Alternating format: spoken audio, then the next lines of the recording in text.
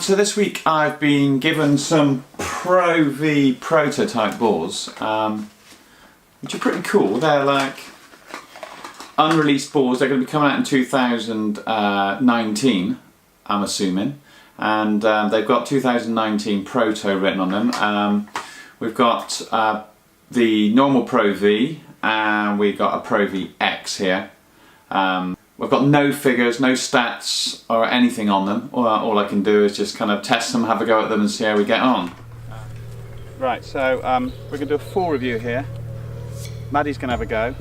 This is, what would you like? Would you like the white one or the white one? There's two white ones. No, one is a Pro V and the other one's a Pro V X, which is supposed to fly a little bit higher. What do you, which one? I'll go X. I'm going X. Go an X, right, go on then, let us know how it goes. I think we might have to take that again. How did it feel? It went really well, I thought. Yeah, I thought it went higher than it would have gone, I thought otherwise. you said that would go quite high. Very straight though. I don't think it went that high. I'm sorry the cameraman is moving the camera because he's laughing. I told you to keep it still. I think it went quite high into a tree, possibly.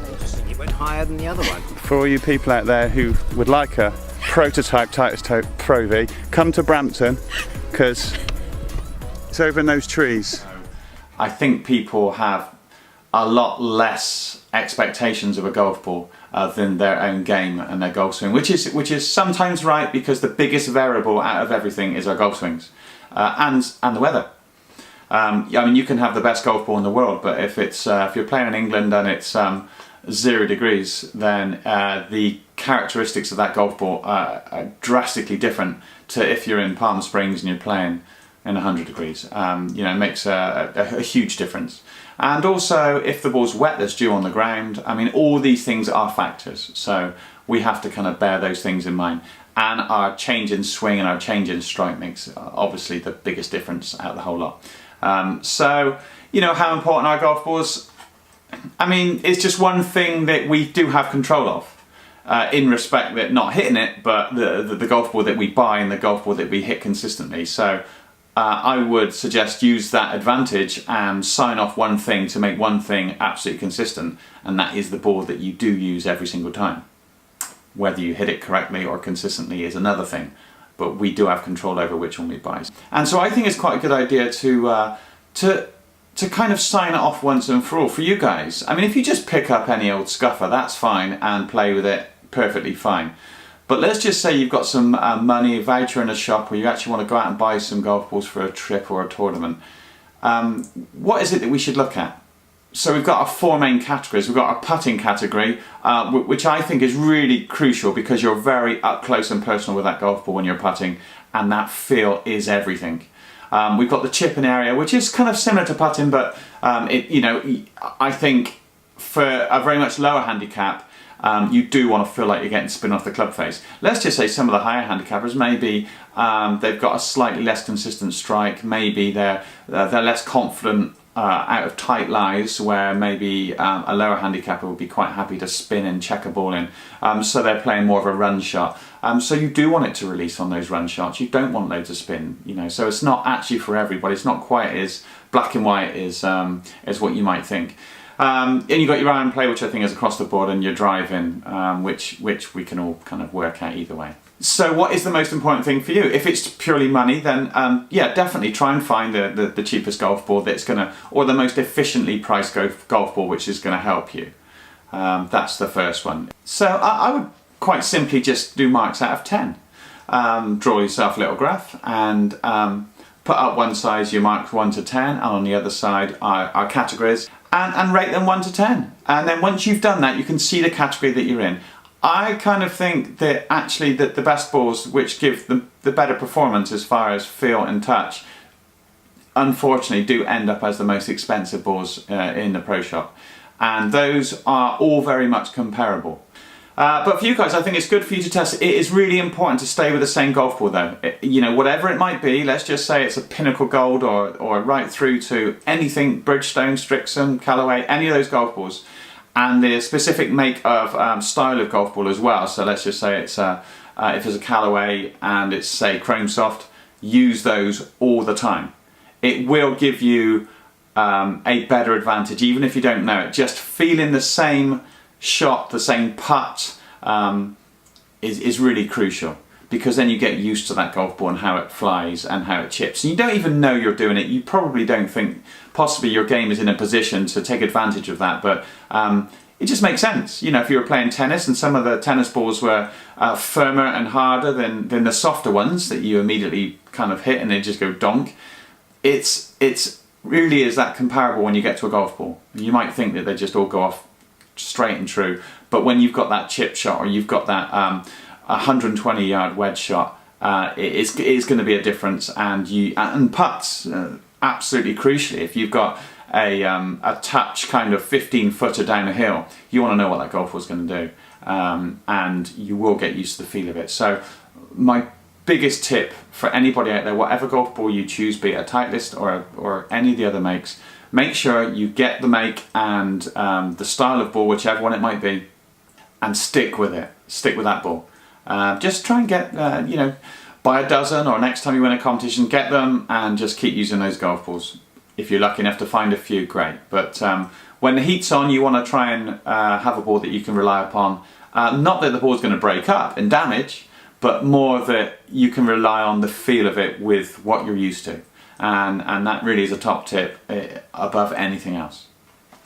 When I tested the balls, I tested the Titleist Pro V, which is almost identical to last year's model, Pro V. I've got the Pro VX and the Pro V, very, very similar, very difficult to tell the difference between those two.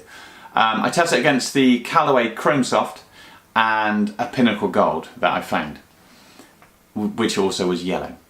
Now, I've got nothing against yellow balls. So the Titleist ball, to me, because it's the ball I use all the time, it felt the most predictable for me. I know the feel of it. It's a little bit unfair because I've played with them all my life. However, I found that when I switched to the Chrome Soft, it did chip. It was very, very soft. Putting, it almost felt like it wasn't my putter. It was a completely different feel. Now, some people could really enjoy that and like that. For me, I just felt it sort of stayed on the putter face a bit too long, if you like. And it just felt a little bit spongy for me.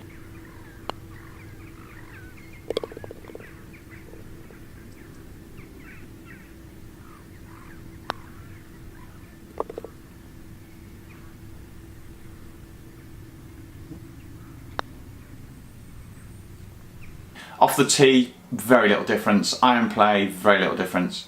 But the chip shots were also very soft, which I kind of could grow to like. But I also like the sort of sharpness combined with that soft edge on the Titleist Pro V, which is why I've always gone for it.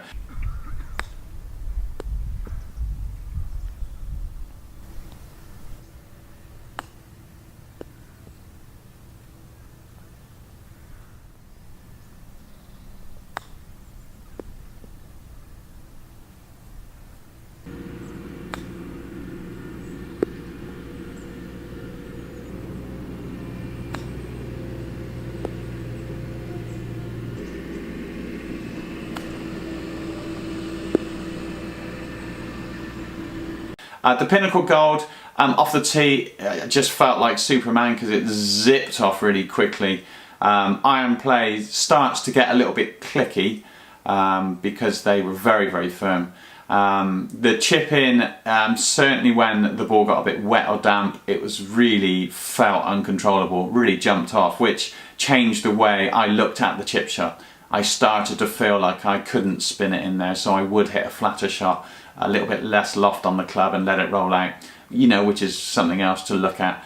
And the putting was extremely clicky again, so it was very hard to almost judge distance. You kind of do get used to it quite quickly, but for me it was too much. That's not to say that that's not a feel that other people would really enjoy, because I'm sure other people would enjoy that kind of click off the club face and it zooming at the hole, but it's something you need to get used to. So, you know, there you go, and there was a vast difference in price between the the Titleist, the Callaway, and the Pinnacle Gold that I found in a bush.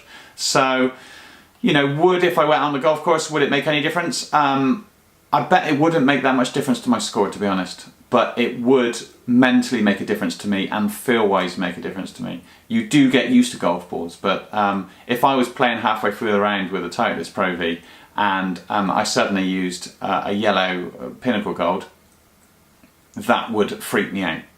And so I think it is definitely worth, when you grab another ball out of the bag, if you're in a competition, try and at least match it up in one way or another, because it really can throw you off quite a bit, even if you don't know it. It is a completely different feel. But hopefully, if nothing else, I'm hoping that you can go away and internalise what you like about a golf ball and make a more educated guess on what ball you should use. So, you know, if you've got any questions, stick them down below. It'd be great to hear what you guys are thinking about golf balls. Maybe the old scuffer is the way to go for everyone, you know, perhaps that is. And if you've not subscribed to the channel, please subscribe. Just press the button. There's a card coming later at the end of this video. Just click on that, press subscribe, and you'll be able to see all the rest of my content as it comes out and not miss an episode, which is weekly. So thanks very much again for following me, and I'll see you next week. Yeah, by the flag.